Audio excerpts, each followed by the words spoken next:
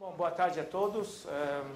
Eu vou rapidamente começar a minha palestra sem nenhuma delonga. No primeira programação eu era o último, né? Falei, mas o último é 12, né? Mas penúltimo já está melhor, né? O último vai ser o meu amigo Darcy, então ele vai fazer um bom trabalho. Mas é difícil de manter a atenção de todos numa jornada muito intensa, né?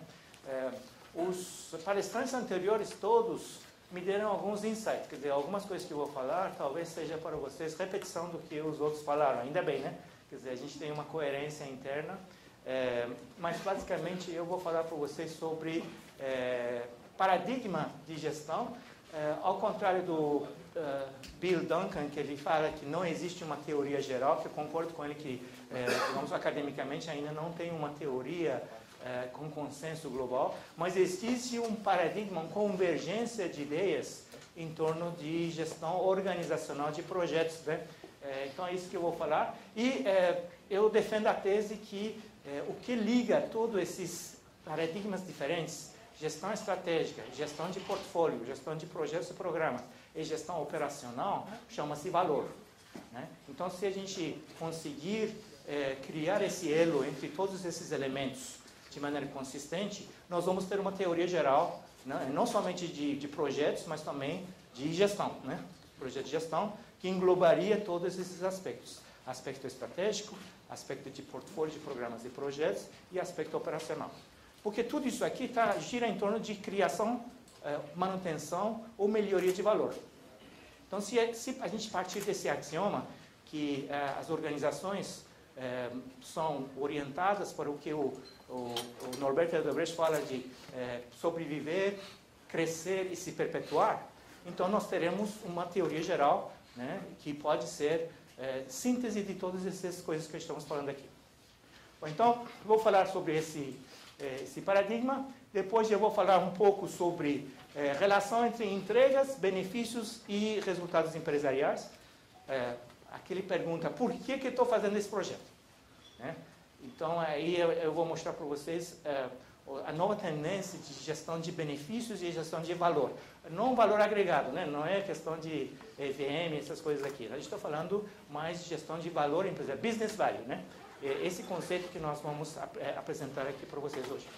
Então, gestão de valor empresarial e alguns princípios e processos. E, finalmente, se sobrar algum tempo, para a gente trocar algumas figurinhas sobre as coisas que eu vou apresentar. Agora não sei qual que... exatamente. Ele vai para frente. Bom, premissa básica, né? Então, vamos ver. Nós temos necessidades, desejos e expectativas que normalmente são motivos para a gente começar um projeto, certo? Então, esses aqui são motivadores, iniciadores de um projeto. Pode ser também um programa, né? Vamos dizer que é uma iniciativa temporária. Então, essa iniciativa temporária, né, ele tem que ser gerenciado, né, através de entregas. Essas entregas podem ser capabilities, né, quer dizer, capacidades, ou podem ser produtos tangíveis, né, tipo uma construção, uma arena de jogo, enfim, são produtos, entregas, né, coisas que são artefatos que deveriam ser tangíveis e mensuráveis. Bom, como é que a gente mensura esses aqui? Então, como que a gente sabe se eles são corretos ou não?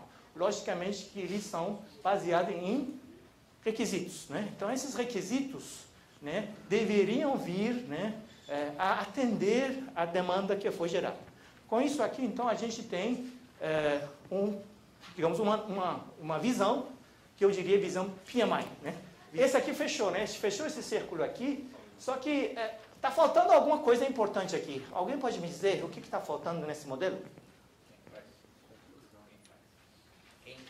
Quem faz? Não, mas esse projeto aqui tem gerente de projeto e equipe dele que vão entregar esses aqui. Monitorar os benefícios? Benefícios, perfeito. Por que raio eu estou fazendo esse projeto? O que eu vou gerar com esse produto, serviço ou resultado, né? Certo? Então está faltando o tal de benefício. As entregas deveriam prover benefícios. Tá? Bom, esses benefícios também não é suficiente. Tá bom, justamente eu pedi, é meu desejo de ter uma casa moderna. Você vai construir para mim? Sim, por quê? Não, você vai construir para mim se você receber, né, um valor correspondente a seu esforço. Ou seja, você tem que justificar que vale a pena atender meu desejo, porque você ganha dinheiro com ele. Porque se você não ganhar dinheiro com ele, de certa forma nós temos que justificar esse projeto. A justificação vem justamente de uma comparação entre essas entregas, né, que é a minha solução, e os benefícios, né? Eu tenho que comparar os custos das entregas versus, né, benefícios, né? Se sua empresa é uma empreiteira, margem do projeto. Tem que ter margem, senão você não faz. Certo? Agora, do meu lado, como cliente, essa casa tem que caber no meu bolso. Tem que ser razoável, né? Não posso ter uma casa moderna se eu tenho salário mínimo. Eu também tenho que verificar se vale a pena fazer essa casa, nessas condições, com seu preço, porque você é muito careiro, né? Eu já conheço você. Né? Então, essa relação é importante estabelecer, né? Então, atender às expectativas deve ser justificado por alguém.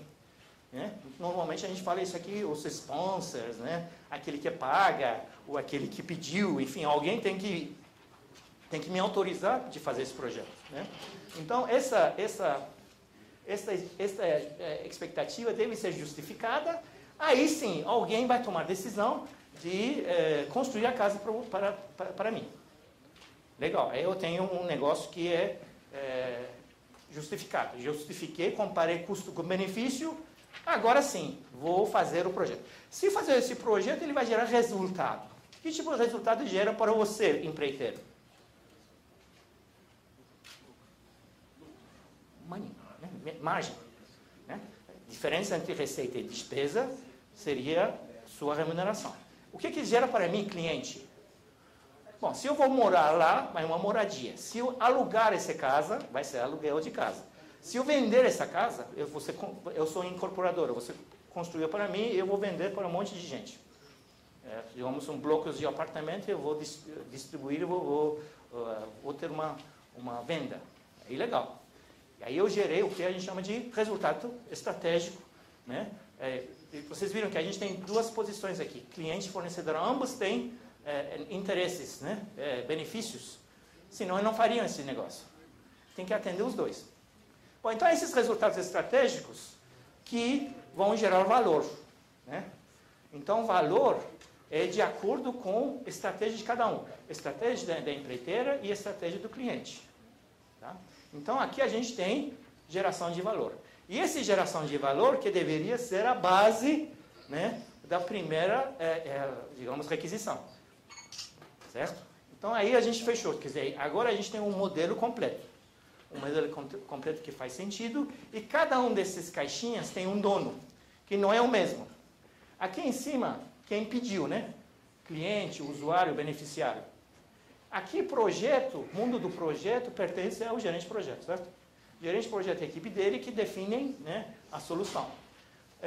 Quem define os requisitos não é necessariamente a equipe de projeto. A equipe de projeto define requisitos técnicos, mas requisitos funcionais de necessidade, quem define é o cliente.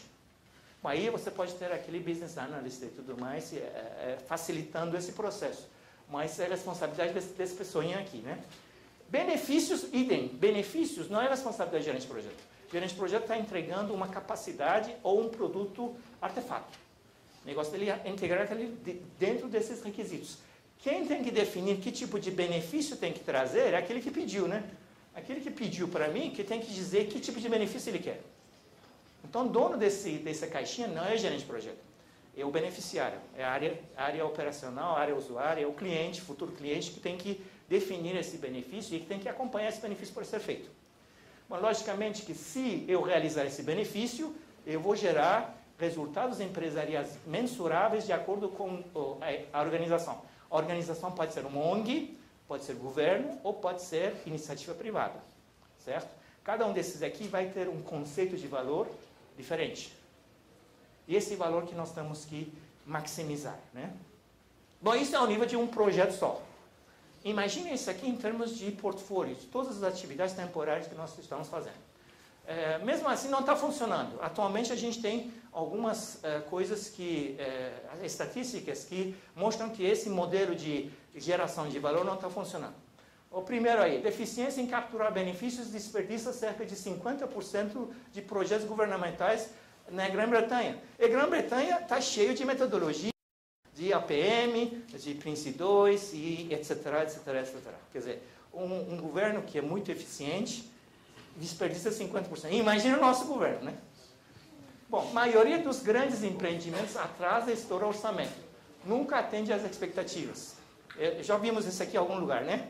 Nossas arenas aqui, né, de Copa do Mundo, são exemplos típicos. Mais de 70% das fábricas da África América do Norte fecham antes do 10º ano de vida. Monta a fábrica, começa a produzir, não tem mercado, ou tem algum problema aí mercadológico, ou de logística, alguma coisa assim, aí manda todo mundo embora, né? Então, isso aqui acontece, né? Acontece em 70% dos casos. 75% de fusões e aquisições nunca dão retorno. Aliás, essa aqui é a minha tese de doutorado. Nesse momento, eu estou investigando por que fusões e aquisições não adicionam valor para a empresa adquirente. Normalmente, a empresa que é vendida, os acionistas deles ganham. Na maioria das vezes, né? Mas quem ganha mais são os intermediários, os auditores, os consultores, enfim, aqueles que fazem intermediação de fusões e aquisições. Esses aqui ganham, né? Agora, a empresa normalmente compra gato por lebre. Essa é a regra. Então, eu quero ver no Brasil se esse negócio que acontece lá fora, que está dizendo com uma taxa muito grande, acontece aqui também no Brasil. Pelas minhas investigações nesse momento, sim. Eu tenho indícios, evidências objetivas que demonstram que é a mesma coisa. Quer dizer, o que está acontecendo lá fora, acontece aqui também no Brasil. Bom, mais de 70% de iniciativas de mudanças falham em entregar os benefícios pretendidos. Então, nós temos um grave problema em benefícios. Como os consultores anteriores falaram, os palestrantes falaram que a gestão de projeto a gente está dominando, né? Entregar elefante branco, a gente faz redondinho, né? No escopo, tempo e custo. Entregamos. Só que não serve para nada, né? Ou serve para pouco. Quer dizer, a gente não consegue tirar todos os benefícios dos projetos que nós realizamos. Nem estou falando daqueles que a gente abandona no meio, né? Estou falando só aqueles que a gente termina.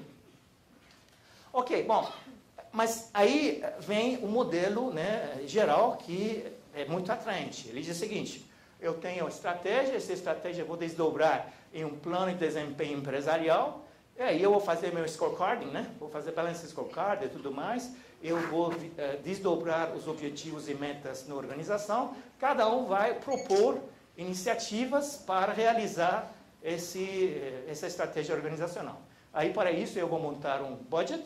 Esse budget, normalmente, a gente tem CAPEX e OPEX, né? A gente tem de investimento e de custeio. E, baseado nisso aqui, a gente monta nosso portfólio de programas, projetos e atividades, né? De rotinas. Porque não é somente de projetos e programas que as organizações vivem. Aliás, normalmente vivem de operação. Projetos e programas é para alterar ou introduzir coisas novas no ambiente. Certo? Então, mas as duas coisas assentam sobre mesmos bases de recursos. Recursos são os mesmos. Ou você coloca em projeto, ou você coloca em rotina. Às vezes é o mesmo recurso, né? Aí que começa aquele famoso problema de alocação de recursos. Então, você tem uma série de recursos aqui, né? E esses recursos aqui, você pega, recursos são pessoas, gerentes de projetos, instalações, laboratórios, ou o que você quiser aí de ativos, e a ideia é que você vai trazer, né, benefícios e valores empresariais, business value. Você vai gerar um valor. Isso a gente chama de fluxo de valor. Então, fluxo de valor é definido baseado nas necessidades estratégicas. A ideia é que esse negócio volte para atender essas estratégias que estão aqui em cima. Para esse modelo aqui, uma vez que nós temos algumas entradas e algumas saídas e um procedimento interno para a execução, podemos, né, otimizá-lo. Ou seja, esses processos são sujeitos a maturidade. A gente pode torná-los mais maduros, né, através de otimização de processos, BPM e tudo mais que foi falado aí de business process. Essas coisas que estão surgindo vão me ajudar para aumentar esse throughput. Então, eu vou gerar mais por mesmo, né? Aquele negócio, né? Eu posso ser mais eficaz, ou seja, com o recurso que eu tenho, vou fazer mais coisas, ou eu posso ser mais eficiente, né? Com pouco recurso que eu tenho, né? Eu vou fazer ele render, né? Eu vou fazer a mesma coisa com menos recurso. Isso chama-se eficiência. Então, esses aqui, digamos, está incorporado nos modelos, nas referências. Então, fazendo tudo isso aqui direitinho, nós vamos adicionar valor. Mas isso aqui é hipótese, né? Mas nós vimos que isso não funciona bem. Não funciona bem porque nós colocamos nosso foco na eficiência, no escopo, tempo e custo. E colocamos muito pouco esforço na eficácia. Bom, como é que você vai gerar o benefício? Como é que você vai gerenciar esse benefício? Do outro lado, né? O outro lado fica esquecido. Vou perguntar para vocês. O que é mais importante de um projeto? Os benefícios do projeto ou os custos do projeto? Quem aqui gerencia benefícios do projeto? Levanta a mão. Deu 1%. Né? Então, poucas organizações têm processos de gestão de benefícios dos projetos.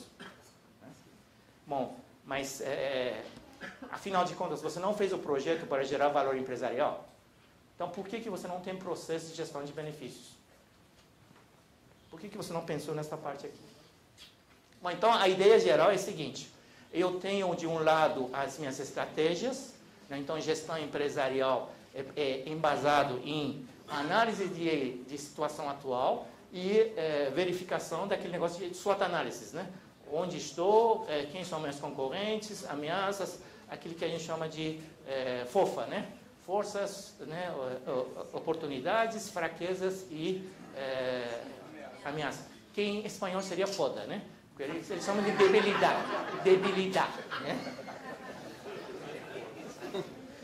Eu vi essa aqui, eu estou estudando também espanhol, porque eu tenho que defender minha tese em espanhol, porque eu estou fazendo na Argentina, né? Mas então é importante a gente entender que esse negócio aqui gera para nós objetivos e metas. Em belo dia, a gente transforma esses objetivos e metas estratégicas em iniciativas temporárias. Aí que vai vir aquele negócio de portfólio. A gente vai balancear esse portfólio, priorizar, fazer tudo aquilo que nós aprendemos nos modelos aí de gestão de portfólio. Em belo dia, né, alguém vai aprovar e esse aqui vai passar para cá, certo? Então, a gente vai transformar as ideias em ação. E se Deus quiser, essas ações vão gerar uma entrega, que essa entrega, se Deus quiser, vai gerar benefício e vai gerar resultado empresarial.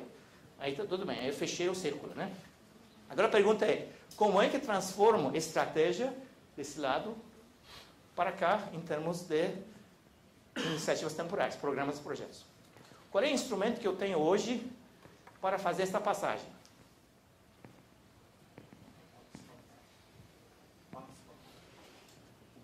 Não, o BSC está aqui. BSC está aqui, ó. O mapa estratégico está aqui. Como é que você pega o BSC e transforma em iniciativa? EVT, perfeito. Business case, né? Então, o colega falou que eu tenho que ter um business case para justificar uma iniciativa. Bom, e a gente faz isso aqui de duas formas. A estratégia pode gerar um projeto, faça um projeto que traga um benefício, isso, aquilo. Ou eu posso ter uma ideia e levo para a diretoria. Eles olham para a sua ideia, verificam se ele gera benefício estratégico, eles aprovam. Se não gerar benefício estratégico, ou não estiver alinhado com a estratégia, está fora. Certo? Então, os projetos podem vir de baixo para cima, através de um business case, ou de cima para baixo, através de EVT. Estudo de viabilidade técnica econômica é encomendado pela diretoria.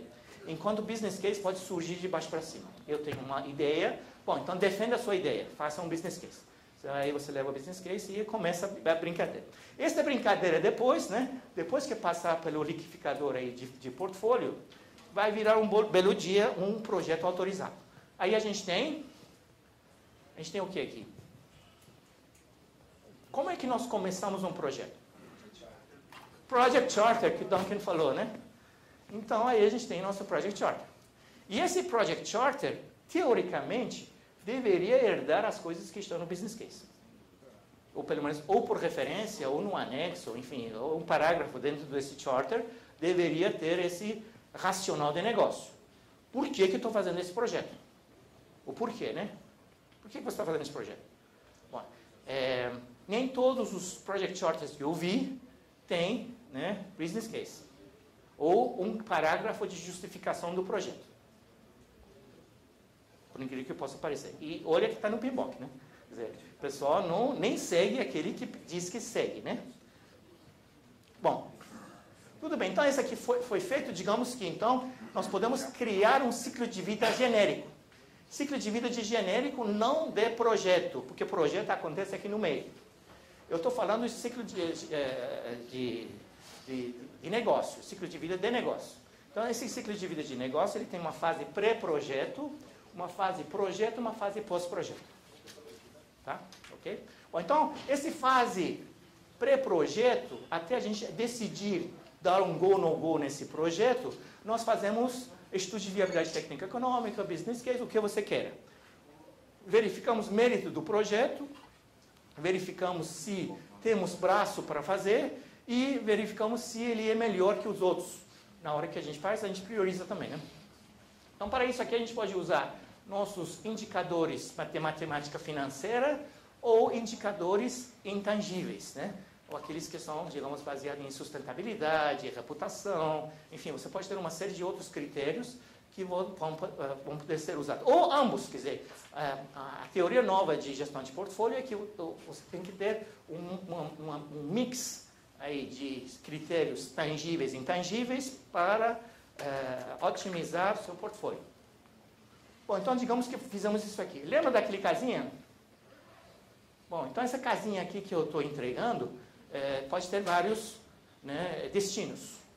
Um dos destinos nós vimos que é vender. Eu compro esse casa para revender. Tá? Um segundo era alugar. O terceiro era morar. Os dois primeiros está resolvido, né? A gente não tem problema com isso. Está em base monetária. Eu comparo um fluxo de caixa, né, de custos com um fluxo de caixa futura de receitas. O problema maior vai surgir quando você está dizendo que vou morar. Quanto que vale morar? Como é que você pode comparar benefícios de uma moradia versus os custos de construção dessa casinha? Não? Aí você vai ter que tangibilizar o intangível. Você tem que criar um racional através de algumas indicadores intermediários, que a gente chama de proxy. Então, você pega um indicador e transforma no outro. Por exemplo, você vai dizer, não, se eu construir uma casa, nesse momento eu estou morando de aluguel, esse aluguel seria o meu benefício. Então, você faz através de, quer dizer, não é diretamente, a moradia não é em termos monetários, mas de deixar de pagar aluguel, sim. Custo de oportunidade, perfeito. Então, é esse conceito que você usa para tangibilizar. De novo, você tem o número monetário que você vai poder usar a sua matemática financeira tranquilamente. Tá? Mas a questão é se você consegue fazer essa conversão, se essa conversão ele é convincente. Porque a planilha eletrônica aceita qualquer coisa, né? Você coloca lá, x vezes y dividido por t, vai gerar um valor, né? Mas tem que verificar se esse valor ele é, né, consistente. Então, digamos que você conseguiu fazer isso aqui, então você consegue justificar esse projeto.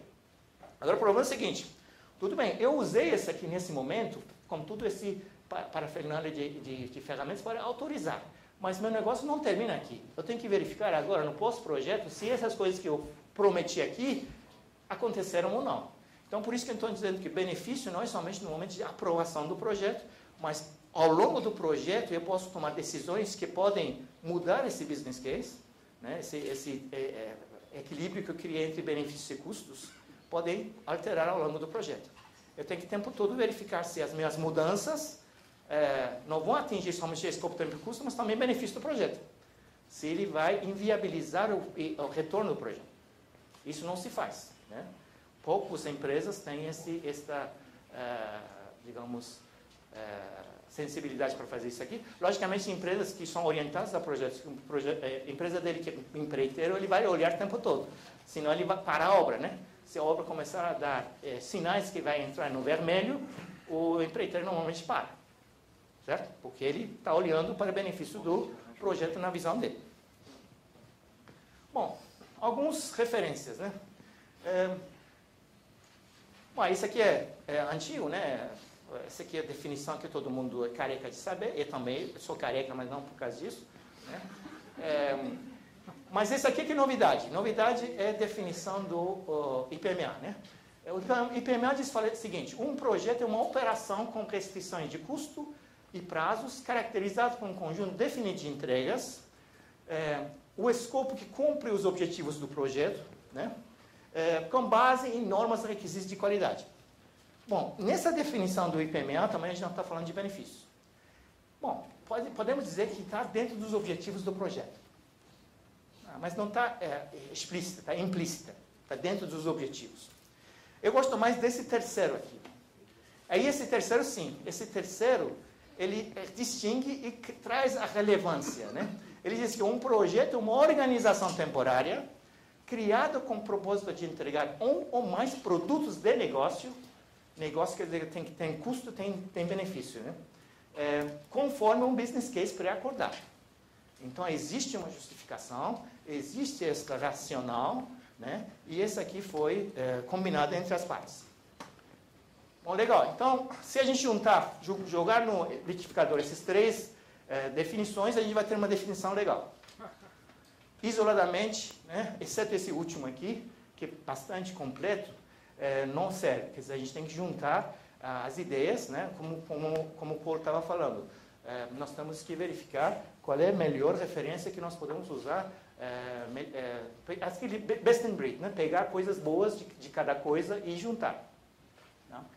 Ok, bom, o business case segundo o PMI. PMI não é que não fala de business case, ele fala pouco. Tem uma página, né, no capítulo 4 de integração que fala de business case. Ele fala que business case descreve informações no ponto de vista de negócio, né? Se o projeto é válido, se vale a pena fazer o projeto, certo? No segundo bullet point eu estou destacando que gerente de projeto é responsável por assegurar que eficácia e eficiência seja conseguido para atingir objetivos organizacionais, né, requeridos de acordo com o business case. Ou seja, segundo o PMI, responsável pelo business case é o gerente de projeto. Culpado de tudo, né, coitado? É o mordomo, né? Tudo que dá errado é o gerente de projeto, inclusive o business case.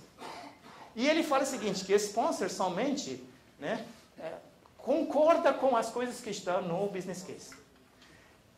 O metodologia Prince 2 faz exatamente o contrário. Ele fala que executivo é responsável pela realização do business case e o gerente de projeto somente monitora, né, para levantar riscos.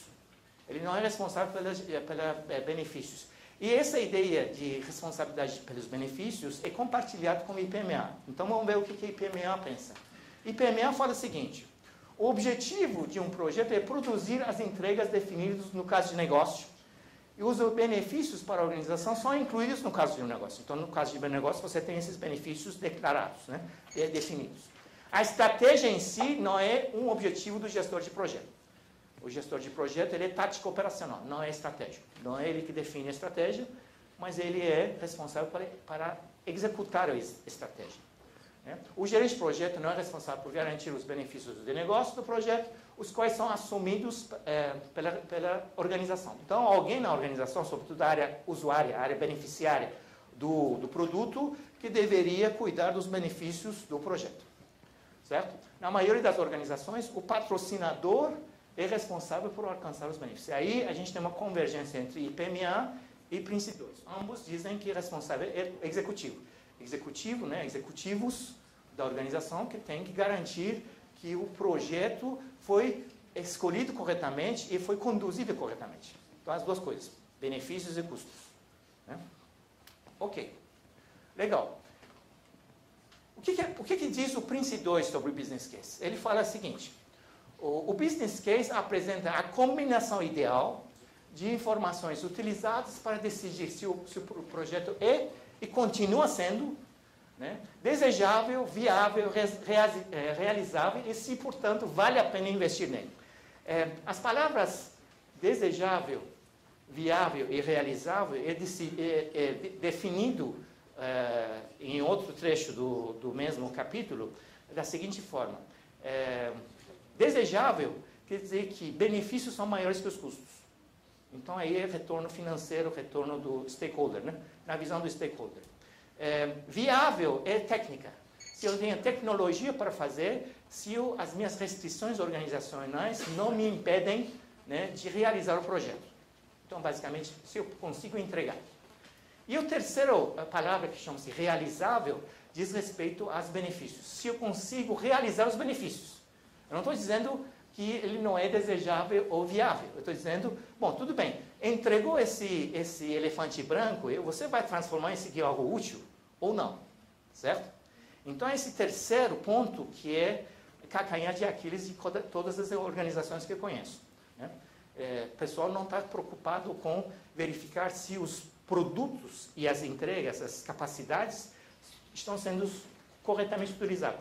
Ou seja, a transição está bem feita, prontidão operacional é capaz de fazer o passagem de bastão, né? Passagem de bastão é feito corretamente, e depois você usa realmente a coisa e transforma ele em resultado empresarial. Tá? Ok.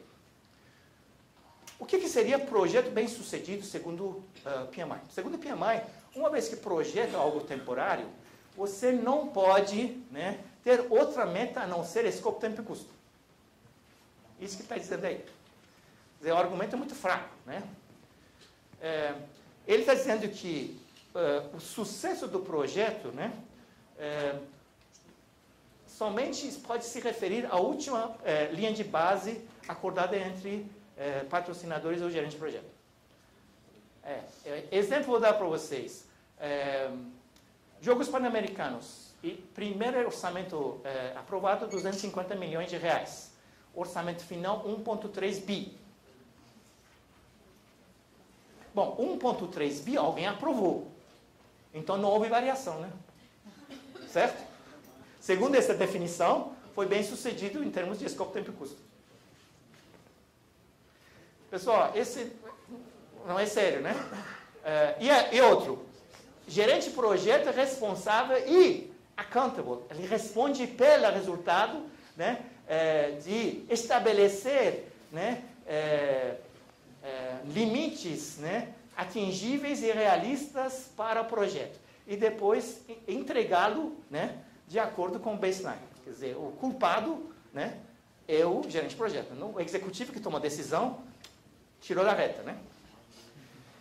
Mas não é bem assim. O IPMA fala exatamente o contrário. Vamos ver o que o IPMA fala. IPMA define o sucesso de um projeto como a apreciação pelas várias partes interessadas nos resultados do projeto. Então, não basta escopo, tempo e custo. Ou seja, gestão eficaz de projeto não quer dizer sucesso do projeto. Eu tenho que verificar se estou atendendo todos os interesses envolvidos. Né? O sucesso de gerenciamento de projeto está relacionado ao sucesso do projeto, embora não seja a mesma coisa. Ou seja, uma está relacionada com a outra, mas não é sinônimo, não é equivalente. Essa definição apresenta um desafio, né, maior para o gerente de projeto, porque produzir as entregas do projeto no prazo e no custo não é suficiente. Né? Porque ele é somente uma parte do sucesso. Você tem que também gerar benefício, gerar valor. Se você não gerou valor, não adianta entregar no escopo, tempo e custo se você gerou um elefante branco. É isso que está dizendo o IPMA. Né? Alcançar os objetivos dos projetos ajustados às restrições e definição ampla do sucesso do projeto. Bom, às vezes você não consegue chegar a tudo que o cara pediu, né? Por causa das restrições. Mas você fez o melhor. Né? Você tentou gerar aquele que era o seu objetivo. E quando você não conseguia gerar aquele benefício, você alertou. Não, é o seguinte, 50% da meta a gente não vai alcançar. Podemos continuar com o projeto? Então, é esse aqui que é digamos, tônica da minha apresentação. Então, quando eu falo de benefício, a gente tem que entender o que é benefício em termos de gestão de projeto, né? Melhorias mensuráveis, né? Advindas de um resultado percebido como vantagem por um ou mais partes interessadas. Ou seja, não é somente cliente que eu vou focar. Vou focar cliente com todos os envolvidos. Órgão regulatório, a minha própria empresa, os outros stakeholders, a comunidade e tudo mais. Quer dizer, a ideia é que a gente tem que maximizar o retorno de todos os stakeholders. Logicamente que alguns a gente vai sacrificar e alguns a gente vai priorizar, né? E outro, esses benefícios eles podem ser tanto tangíveis quanto intangíveis. Intangível não quer dizer que você não pode controlar ou medir. Tem que medir. Mesmo os intangíveis, você tem que criar indicadores para mensurá-los. E, na medida de possível, transformar os intangíveis em tangíveis. O objetivo é sempre obter o maior valor possível mediante realização de benefícios, gastando recursos, né, gerando custos, correndo riscos, né, o que a gente tem, a gente aprende, né, o pessoal falou que já está dominado, todo mundo sabe fazer, né? Eu ainda duvido, mas tudo bem. Bom, então o que é gerenciar valor? Gerenciar valor é maximizar o valor alinhado a objetivos de programas e projetos com requisitos chaves dos stakeholders. Todos os stakeholders que são relevantes para a organização, né? Bom, aí também é um método sistemático, né, de definir, método sistemático, né, de definir o que é valor. Primeiro a gente tem que ver o que é valor, cada organização tem o seu, né? Então a primeira coisa que a gente tem que fazer é verificar o que é relevante. Comunicá-lo claramente e através disso aqui a gente vai ter um portfólio de programas e projetos que vão gerar valor, né? Isso aqui que é a ideia. A ideia é o tempo todo olhar para o valor, né? Bom, como exemplo, eu vou dar um exemplo para vocês. Digamos que eu tenho um projeto que, eu tenho uma empresa que nesse momento trabalha com varejo físico, lojas de rua, né? Ele decide de começar a vender por internet. Bom, para isso aqui ele vai fazer um projeto de venda eletrônica, né? Então esse sistema de venda eletrônica, né, ele foi entregue aqui, né? Só que só foi entregue, não vai funcionar, certo? O que você vai precisar? Você precisa de mudar os negócios, os processos de negócios, para que as suas áreas que vendiam somente para varejo físico, também agora comecem a vender via outros meios, outros canais que eles não estão acostumados a fazer. Então você tem que treinar, você tem que mudar regras, você tem que mudar uma série de coisas para agilizar também as entregas. As entregas via internet devem ser mais ágeis que aqueles que você fazia fisicamente, né, para esse modelo funcionar. Bom, depois que você fizer então preparação e treinamento da sua organização, você começa a colher resultados. Você vai ter o cutover, né? Um belo dia você vai começar a executar esse comércio eletrônico, né? E aí as ordens vão chegar. Só que se chegar somente as ordens, não basta, né? Essas ordens você tem que atender, você tem que começar a processar essas ordens.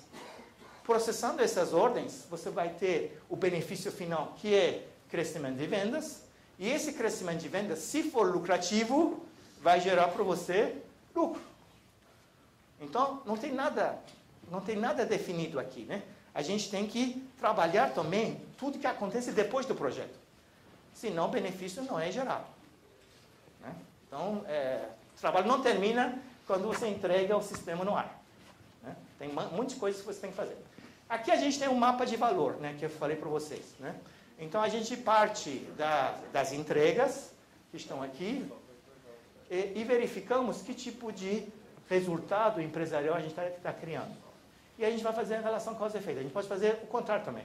A gente pode ter essas metas, e para essas metas, né, a gente pode chegar a que tipo de solução, né? A gente pode fazer das duas maneiras. Tem que verificar as entregas, que tipo de resultado eles geram, ou para atingir esses resultados, que tipo de benefício a gente tem que gerar e esses benefícios, quais são as soluções. Então, esse aqui que a gente chama de mapa de valor, né? Bom, quais são então os princípios de gestão de valor, né? Princípios são os seguintes. Primeiro, alinhar com objetivos organizacionais. Então, a primeira coisa é o valor, que é valor, é aquele que está alinhado com a estratégia. Segundo, foco nas funções e resultados requeridos. Bom, essas funções, se gerarem para mim benefício, bom, legal, então ele vai gerar valor. Se não gerar benefício, não vai gerar valor, né? Balancear variáveis para maximizar o valor. Nós vimos variáveis são, né, necessidade de um lado e recurso do outro. Eu tenho que balancear esses dois e entre eles também, né? Benefícios têm que ser maiores que os custos. Aplicar ao longo da tomada de decisão de investimento. Não é somente para aprovar, para iniciar o projeto, mas sim durante a execução do projeto, o tempo todo a gente tem que verificar as decisões que eu tomo, os riscos que estão acontecendo, se estão inviabilizando ou não a geração de valor. Tá? O quinto princípio, ele diz customizar para cada caso. Para cada caso, você tem que criar aqueles mapas de valor, você tem que pensar como é que você vai atender esses stakeholders. Né? E sexto é aprender pela experiência e melhorar, aqui é gestão de conhecimento em termos de geração de valor. E, finalmente, atribuir papéis e responsabilidades claras na criação e cultura de geração de valor. Né? Então, é esse aqui que a gente tem que enfatizar. Então, esses são 7 princípios muito simples. E esses princípios, né, são aplicados em processos. Quais são os processos de gestão de valor? Enquadrar o programa. Aqui a gente tem que verificar que tipo de programa o projeto eu tenho, se ele vai gerar benefícios tangíveis e intangíveis ou ambos. Né? Então, esse aqui, primeiro, categorização. Segundo, eu vou coletar as informações a respeito dos benefícios. A gente vai fazer perfis de benefícios, né? O que é, como que é medido, quem é responsável, qual é o procedimento de transformação do benefício em resultado empresarial. Tudo isso aqui você tem que pensar benefício a benefício. Né? Processar as informações, avaliar e selecionar alternativas que maximizam valor. Para mesmo benefício, você pode ter mais que uma solução. Tem que verificar qual solução gera um conjunto de benefícios ótimos, né? Aqui que você vai escolher. E, finalmente, desenvolver propostas de melhoria de valor. Né? Então, aí você vai verificar como é que pode, não somente criar valor, mas manter e melhorar o valor existente. E, finalmente, implantar e compartilhar as saídas que são resultados empresariais. Né? Bom, com isso aqui, eu fechei, né? Fechei bem, né? Fechou. Gerente de projeto. Estou no prazo. Então, nós temos tempo para discussão, né? Professor, dentro da cadeia de valor gerenciada pela gestão de benefícios, como é que eu considero os desbenefícios ou os efeitos colaterais da minha proposta de valor? Excelente pergunta. Existe um conceito que chama-se disbenefit, que eu traduzi para português como malefício. Da mesma forma que uma iniciativa temporária pode gerar benefícios e resultados empresariais, ele pode gerar efeitos colaterais nocivos. Vou dar um exemplo aí. Digamos que você tem uma empresa que tem 3 prédios de escritórios, sendo que 2 ficam em São Paulo e o terceiro fica no subúrbio. E aí, um belo dia, o diretor financeiro faz as contas, verifica se todos esses 3 sejam concentrados no mesmo sede, você vai ter, digamos, uma economia de aluguel. Os 3 prédios serão alugados. Então, você aluga outro prédio que cabe os 3, você vai reduzir custo. Bom, para isso aqui você vai montar um projeto. Esse projeto aqui vai criar alguns efeitos nocivos colaterais. Por exemplo, as pessoas que moram no outro município, que têm que agora vir trabalhar em São Paulo, de duas uma. Ou eles têm que pagar dinheiro do bolso, ou eles vão mudar de emprego. Quer dizer, você vai ter gente que vai ficar, né, descontente com essa mudança. Né? Esse malefício, né, é diferente de um risco, pessoal. Malefício, o disbenefit, não é um risco. Ele é um efeito colateral nocivo da sua iniciativa. Então, tem que ser gerenciado. Na hora que você vai olhar para valor, você tem que pegar valor líquido. Benefícios menos malefícios. Então, você vai trabalhar com valor líquido. Agora, se esse valor líquido ficar negativo, você não faz o projeto. Se os malefícios forem maiores que os benefícios, não faz o projeto. Mais uma pergunta? Ali. Alô? Aonde? Pessoal, já vou trocando a palestra para a gente não atrasar muito, tá? Daí vocês vão conversando aí.